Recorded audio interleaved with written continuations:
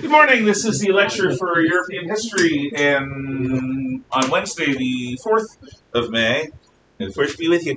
2022.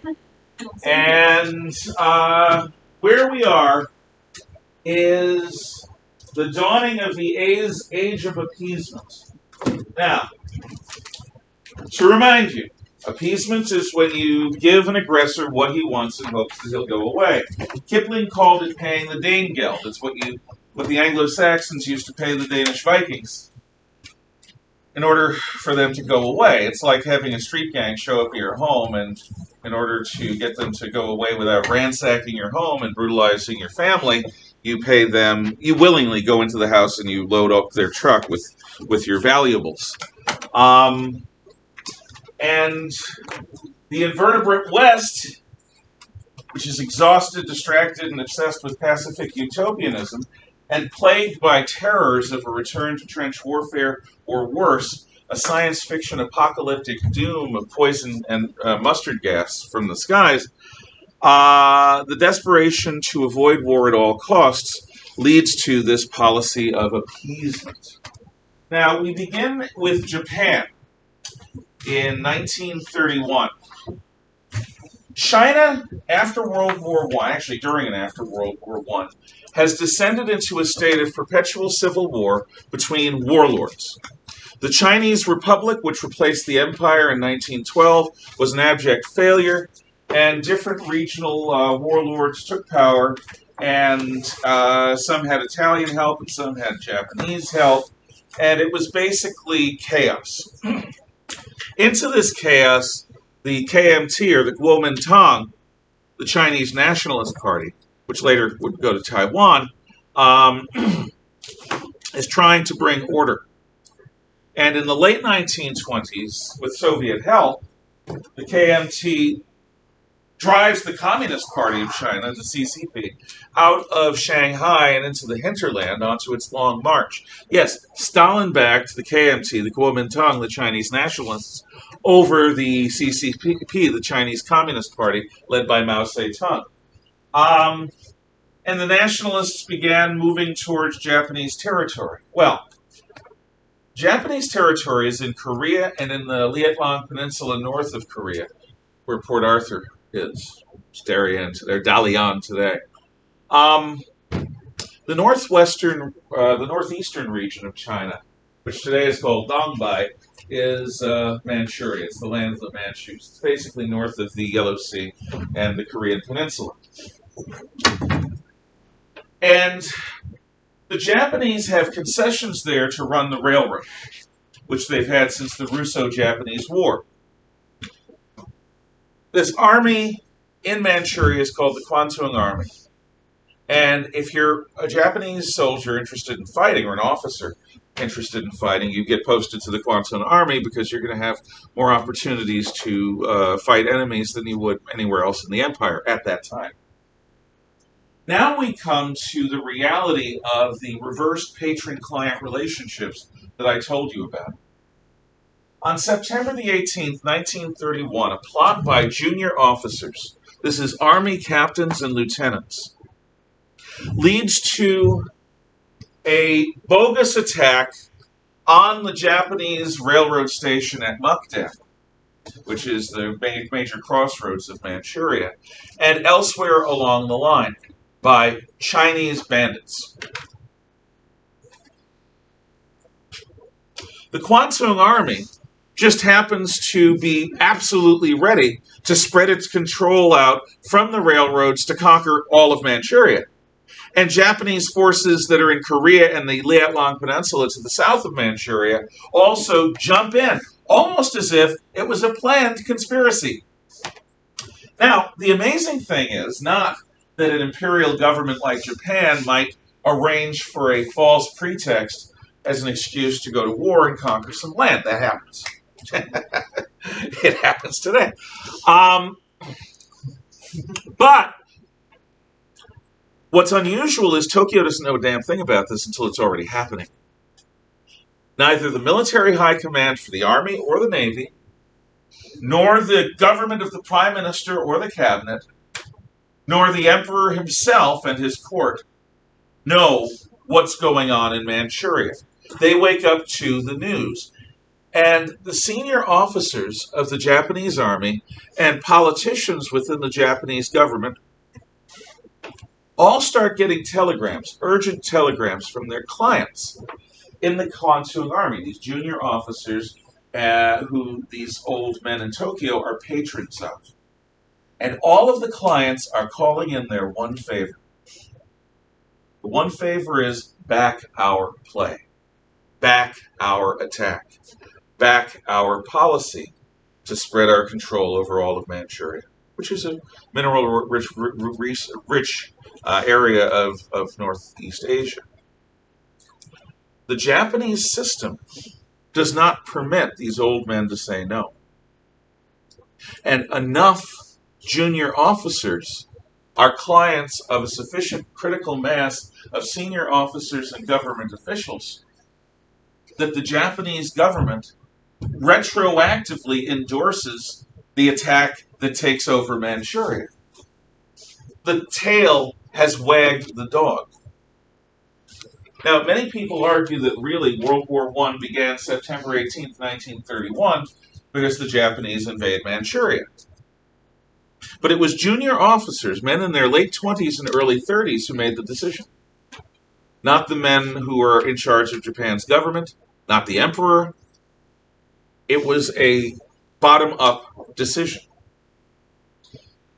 So now, Japan and its government are backing the Kwantung army, and Manchuria is in the process of being conquered. And this is the League of Nations' first big test. For the first time, you have a major nation invading openly another major nation. This is a violation of the open door policy. The open door policy said all the foreign powers, including the Japanese, exploit China equally. But now Japan wants exclusive control of Manchuria to turn it into a colony the way they've turned Taiwan or Formosa into a colony, the way they've turned Korea into a colony, the way they've turned Sakhalin Island, which they call Karafuto, into a colony. So what does the League do in Geneva? The League is not based in New York like the United Nations. The League is based in Geneva, Switzerland, a neutral city and neutral country in a beautiful part of the world. Well, the League calls a meeting where they're going to come up with a communique that criticizes the Japanese and demands that they leave. And they're going to have a vote. And as they're speaking, it comes time for the representatives of the Empire of Japan to speak. This is their opportunity to defend their actions before this international body, this international league, this League of Nations, which purports to be able to do collective security. Japanese representative takes the podium and says, "We have never heard such insults to our government, to our emperor, and to our army. We are out of here." Delegation leaves. Could have heard a pin drop. The Japanese were not expected to do that. They were expected to stay there and take it and receive the communique and be all penitent, and they're not. They left. They leave the League of Nations. They're done with it. Gone. So the League sends their communique anyway, criticizing Japan and making a demand without any force backing it to withdraw. So, the first aggression has happened. The first aggressor nation has been able to conquer a neighboring region of a neighboring country, and all they've gotten was a harsh letter. And they got to leave an international organization that they thought was European and racist anyway. Okay, the world watches. Now we're going to flash forward ahead because I want to stick with Japan. 1936 is a bad year for the League of Nations. A bunch of things happen, which you're going to see. But in 1937, there's an incident at the Marco Polo Bridge in Beijing. Peking in those days. And this incident involves shooting between Chinese and Japanese. Yes, Japanese have army forces near the capital of China, because China is still an ungodly mess. The KMT, the Kuomintang, is trying to govern the country, but they don't like the Japanese taking over Manchuria, and they don't have full control over the country. There is still incipient warlordism.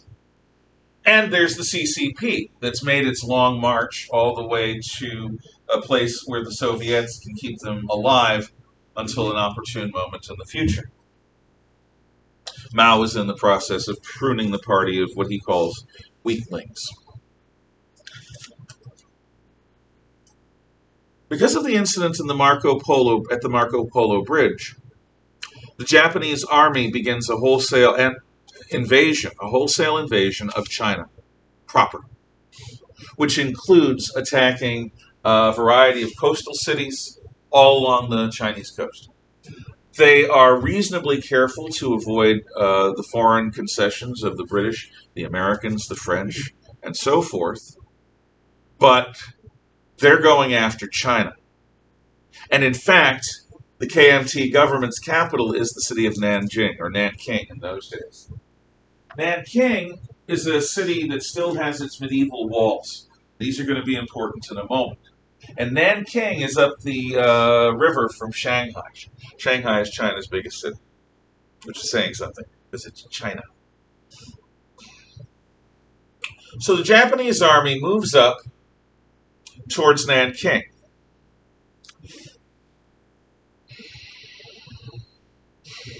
A couple things happen. First off, they capture Nanking.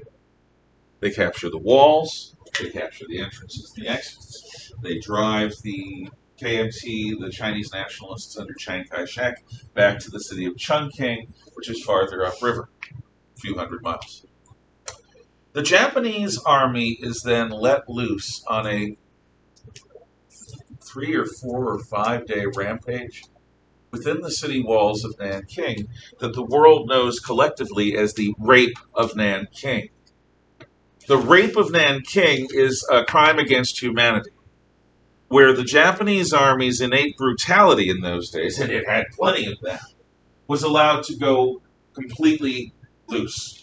This was a way of letting out, like purge, like you have a hyper-controlled society and then you're allowed to let loose. Well, the Japanese within the walls of Nanking are allowed to let loose. They bayonet people for fun. They play catch with the kids, bayoneting from one to the other. They gang rape women. Entire units of men do this. They kill, they burn, they steal, they victimize, they brutalize everyone. An entire city is victimized. The world does not call it the Rape of Nanking for nothing. Now, this is a horror show, in part because the people of Nanking are trapped within their own city walls with these Japanese soldiers. Had there been no city walls, the people of Nanking, some of them at least, might have escaped. But they can't, because the walls keep them in as effectively as the medieval builders of the walls hoped that they would keep invaders out. Just upriver on the Yangtze River is the U.S. gunboat Panay. The USS Panay is a flat-bottomed riverboat. It's called a gunboat. Was originally a Spanish vessel that the United States Navy took over after the Spanish-American War. And it's there to show the flag and to enforce the open door policy, to protect American missionaries, which there are many in Japan at that time, and to protect American business interests. The Japanese had warned all the other foreigners to stay the heck away from Nanking. The Panay was a dozen or 2 dozen miles upriver. Early in the morning, I forget what the date was, the Panay notices formations of gull-white planes overhead. That's nothing unusual. The Japanese are doing what they're doing in Nanking. Nobody really knows what it is yet on the Panay. But then these formations begin to dive at a target that must be somewhere on the shore near the Panay. because the Panay is flying the American Stars and Stripes, and this includes a rather large flag on the roof to make sure that there's no mistake. And there is no mistake. The Japanese begin to strafe and bomb an American naval warship. They strafe and bomb it in a first wave attack, killing and wounding a number of sailors, damaging the ship. Then they have a second attack. Then they have a third wave of attack, all of which is in the face of Americans signaling, waving flags, holding the Union, not the Union Jack, the Stars and Stripes up, and sending radio messages reporting that this is going on, which are jammed.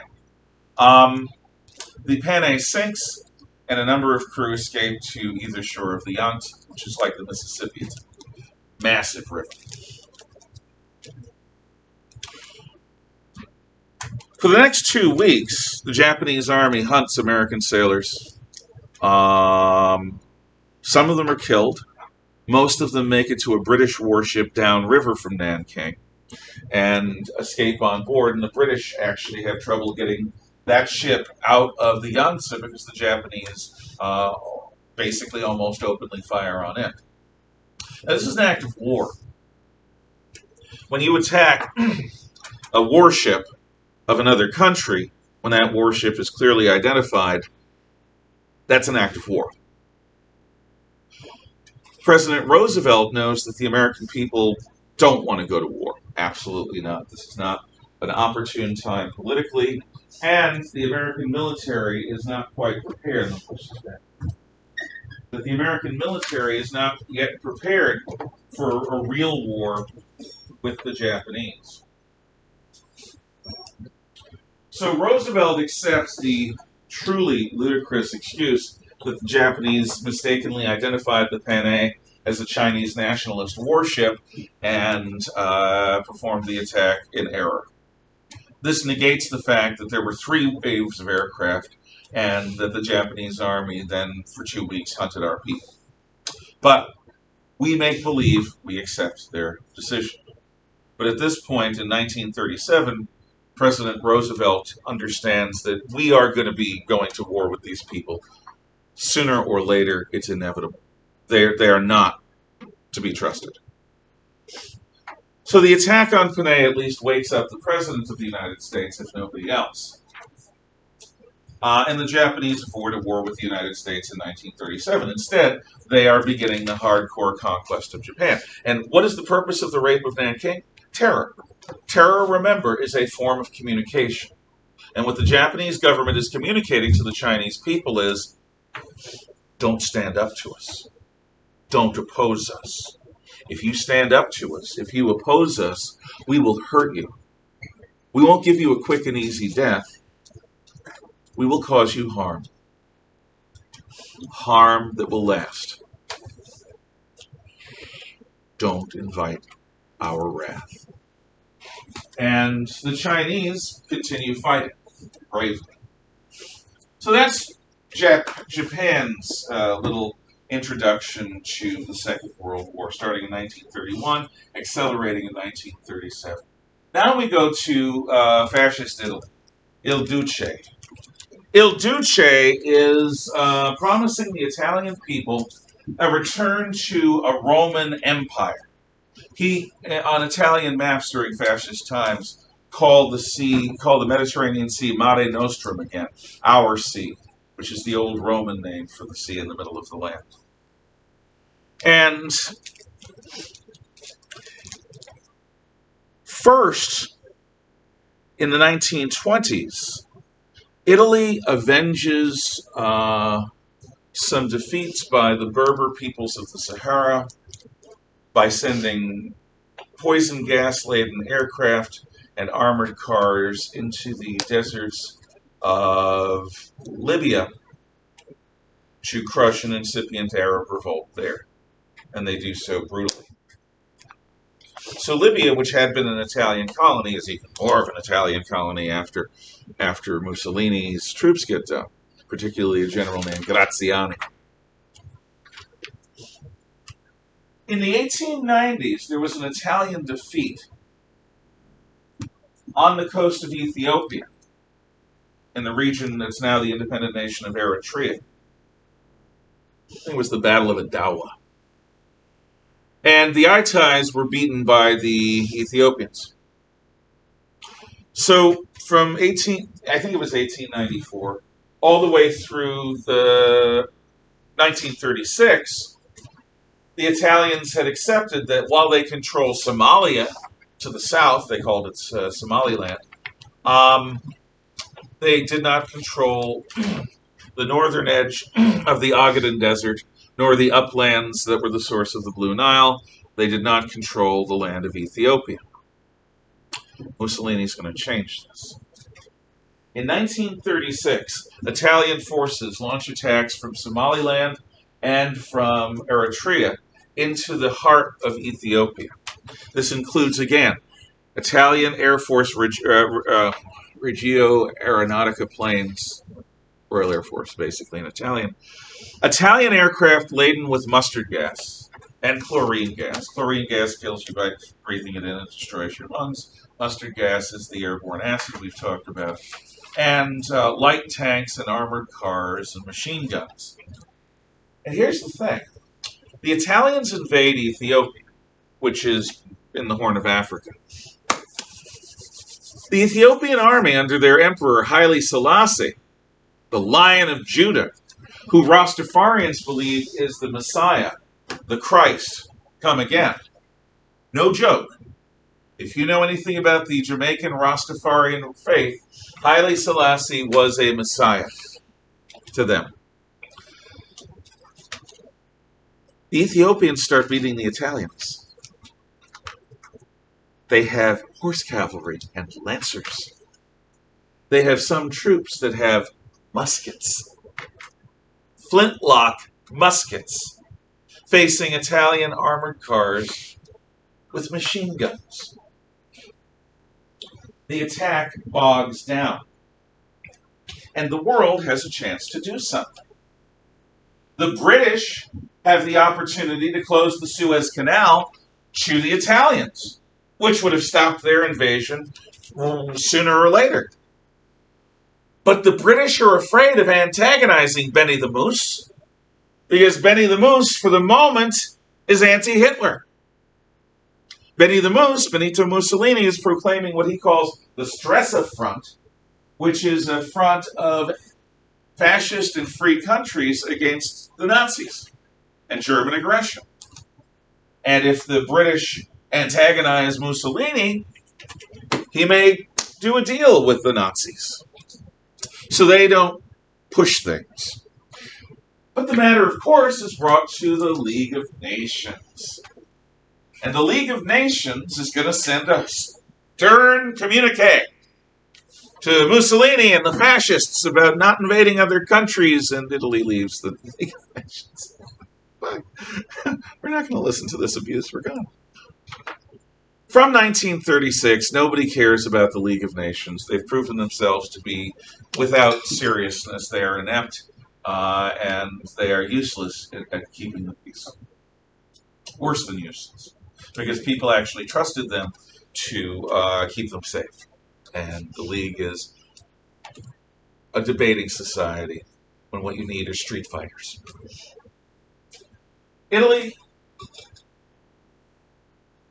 I should mention that just before or just after Italy leaves, Haile Selassie, the emperor of Ethiopia, the Lion of Judah, who had been sneaked out of Ethiopia, spoke personally in front of the League of Nations and challenged them as the stewards of the world, as the stewards of the world's hopes, as the curators of the world's morality, as the keepers of the peace, as the guardians of collective security. Do not let my nation fall. Do not let my people be slaughtered.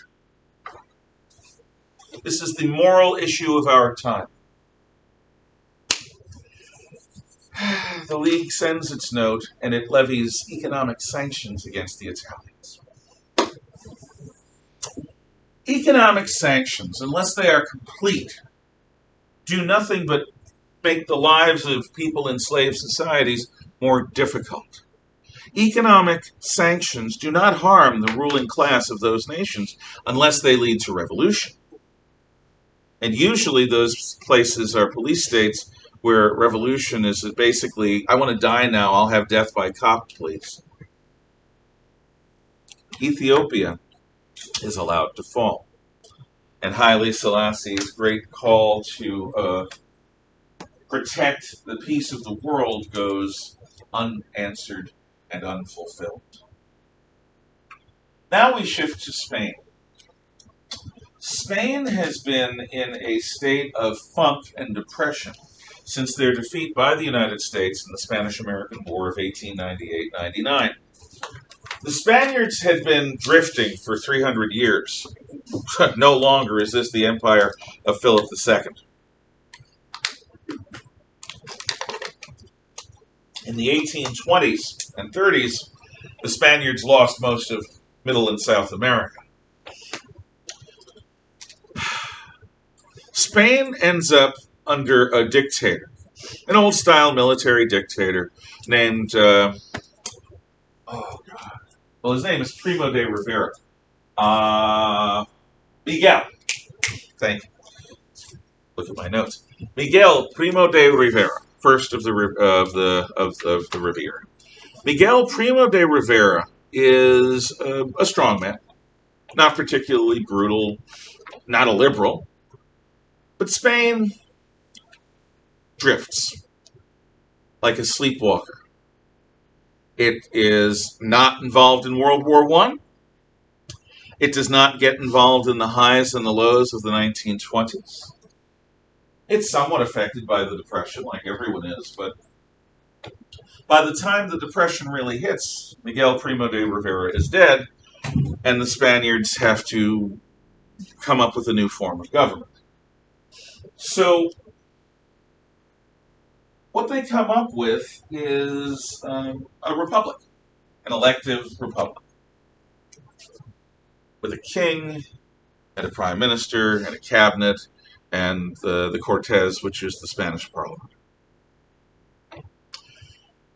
In the early 1930s, a moderate liberal government, I don't mean liberal in the progressive sense, I mean liberal in the sense of liberty-oriented, basic free market, not extreme of left or right, runs Spain. However, there are forces under the surface that indicate that Spain is not the sleepy country it once was. Spain is waking up. Now, Spain actually has two first-class philosophers in the early 20th century. Jose Ortega y Gasset is a philosopher who started life as a journalist. Heidegger and Ortega, Heidegger's a German philosopher, later becomes a Nazi. Heidegger and Jose Ortega have similar ideas that they arrive at independently, and it's pretty clear they are independent. They just pop up at about the same time. There's very little evidence or even indication that it could be plagiarism. But Heidegger writes like a typical German philosopher, like a geometrician, like a mathematician. Jose Ortega writes in a manner that not only philosophers can understand, but everyday people can understand. His most famous book is called The Revolt of the Masses. Look around Spain. Everywhere you see crowds of people demanding that everything suit them, crowds of people who in their mediocrity are stealing excellence from our land, from our nation. It's Jose Ortega that has the primary quote on my wall, which obviously I can't find now.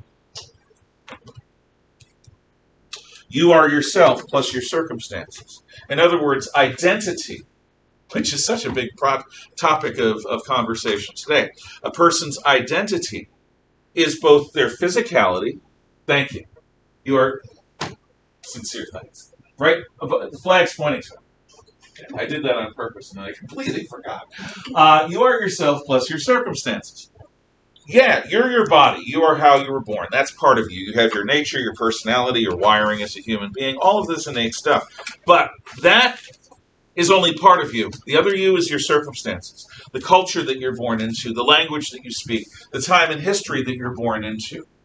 You, The same physical and psychological potential, born into a different cultural context, a different age of history, is going to be a thoroughly, utterly different person. The changeling myth backs this idea up. The idea that you have two identical twins, as genetically identical as any two people can be. And one of them is raised in wealth and privilege, and the other is raised in poverty and struggle, and one is raised in Europe, and the other is raised in Asia or Africa, and they come together as adults, and it is an interesting study. What is going to be similar between the two? See, identical twins that grow up together intentionally differentiate from one another. They intentionally distinguish themselves from one another. They go out of their way to be different. Even if they're playing the little game. I dated an identical twin when I was a junior in high school, and she and her sister would occasionally make believe they were the other person. I could obviously tell the difference, but a lot of people couldn't, and they thought it was fun. We used to have two brothers here. God, I'm having difficulty with remembering their names. And one of them wore white plastic glasses, and the other one wore black plastic glasses. You would have been here as underclassmen. But I can't remember their names. They were the people that introduced me to Sabaton. Anyway, yes. Was it the Zapata brothers? No. It was not the Zapata brothers. These were blonde-haired, English or Germanic-looking kids. It'll come to me. In any event, identical twins who grow up together always become different. But identical twins who grow up in completely separate areas, you have the genetic and the psychological potentialities coming out, but in an entirely new and different place. You are yourself plus your circumstances. This is why, by the way, I am not particularly well persuaded by anyone who argues that identity is one thing. Whether it's your sexual orientation, your chosen gender, your race, your sex, any of that. That's nonsense. A person's identity is a complex thing. We are not simple creatures. We're not dogs. You don't look at a human being and say, oh, that's a Chihuahua. Oh, that's a German Shepherd. Oh, that's a Great Dane. And you know basically the personalities that you're going to be dealing with because you see the type of dog. We're not like that. Racists are basically simpletons in that they assume that they can take one trait and deduce the entire person from that singular trait. It's nonsense. So Ortega has his thing. You are yourself plus your circumstances. The other, and for our purposes today, more interesting of the two, is Miguel de Unamuno. Miguel de Unamuno is a Spanish mystic. He's a philosopher, yeah, but he's a mystical philosopher. And remember, mysticism is an approach to religion or philosophy that emphasizes the intuition over the intellect. So, Unamuno, one of his most public struggles, and he's a professor at the University of Salamanca, which is one of the great universities in Spain, one of the most august and ancient medieval university. Unamuno is desperate to believe in God. He's in a thoroughly Catholic nation. I mean, it doesn't get more Catholic than Spain. Okay, even the French, not as Catholic as Spain. And Unamuno cannot believe. Unamuno cannot believe in God because he's afraid of self-delusion. Believing in God would be so wonderful. We would not be in an accidental universe. There'd be an author. We would not be in a purposeless existence. Life would have meaning. There would be somebody rewarding the virtuous, punishing the vile.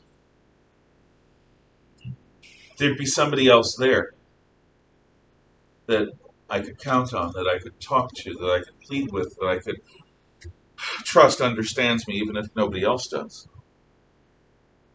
But if I believe, Unamuno says, am I not simply giving in to my hopes? Am I not tricking myself to believe a pretty fantasy?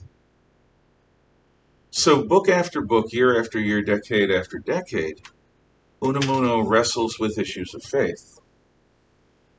And in the end, cannot.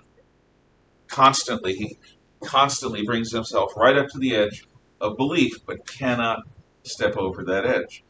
will not make the leap of faith because he sees faith as delusion. So whether this appeals to you or you just find this tedious and tiresome, Unamuno is well thought of for what he does, and we'll come back to him later. The cleavage in Spanish society and politics is between two groups that are each going to have election coalitions in 1936, the next national election. There's Frente Popular, the Popular Front. And these are going to be the so-called Republicans in the Civil War, but they ain't Republicans.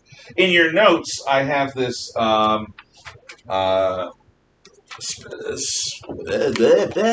in your notes, I have the Popular Front laid out.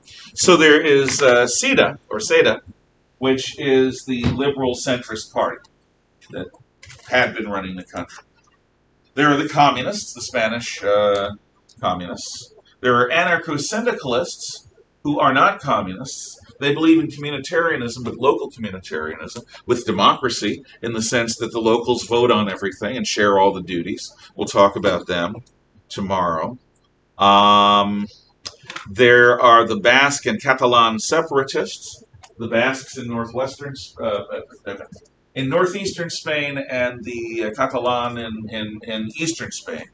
Both want independence, or at least self-government, from Madrid. They're part of the Popular Front. And later, when the Civil War begins, international brigades of communists and their fellow travelers, including a brigade from the United States, the Abraham Lincoln Brigade. Remember, Lincoln is the great emancipator. He's the one that frees the slaves. So, you have basically center and left in Frente Popular, the Popular Front, later known as the Republicans. Then you have the National Front, Frente Nacional. The National Front, or the Nationalists, have the Carlists. Now, the Carlists are the Catholic Conservative Party. They want to basically return to the Catholic Church of the late Middle Ages, and they want to return to the time of Ferdinand and Isabella and Charles V and Philip II, the glory days of Spanish Catholicism. And they basically reject the modern world. On the other hand, you have the Falange Hispania, or the Spanish Phalangists. The Phalangists are a Spanish fascist party. Their founder, José Antonio Primo de Rivera, is the son of the old dictator Miguel Primo de Rivera. José Antonio is young. I believe he's in his early 30s. He is extremely good-looking, extremely charismatic. He can make a speech and make people cry.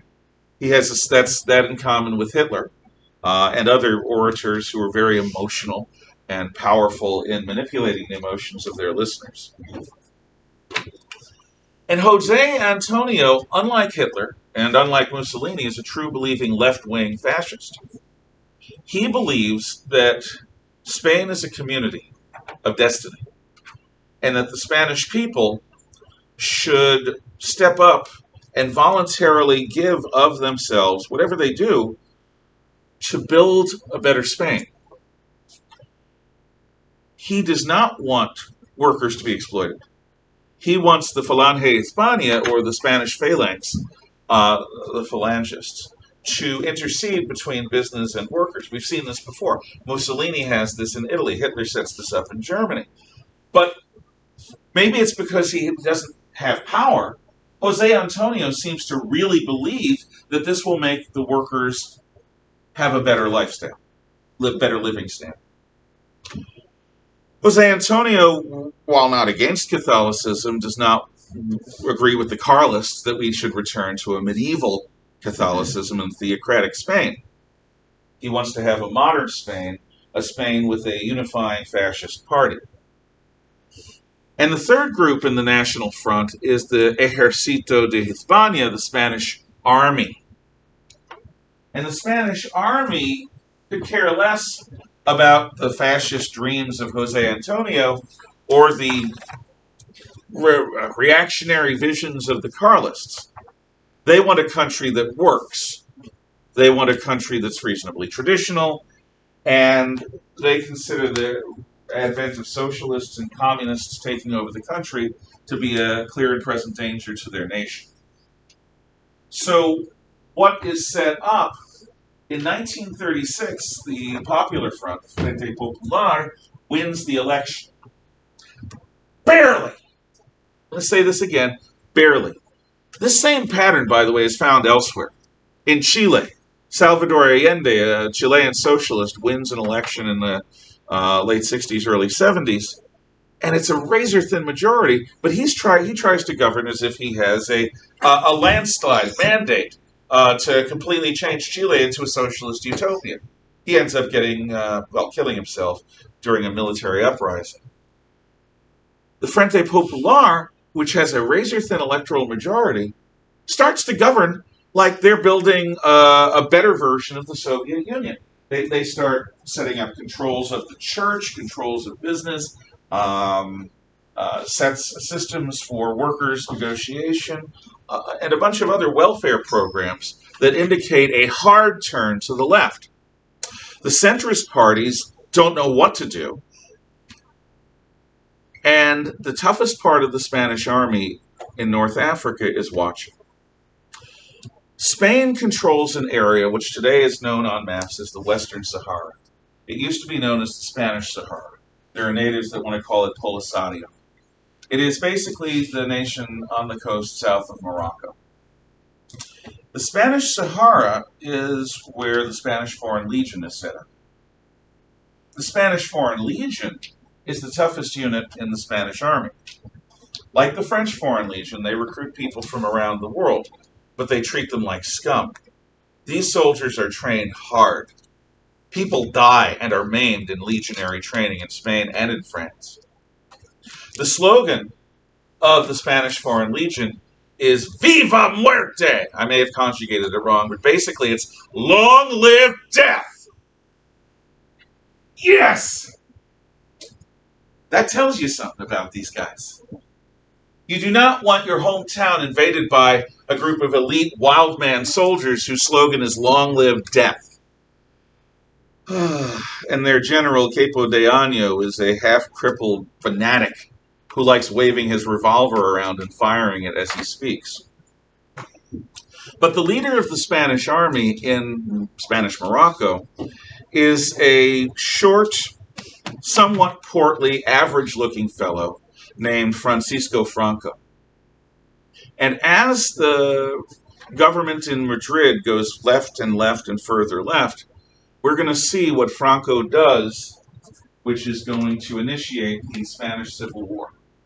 Any questions, comments, or thoughts? Bueno. Then we're done.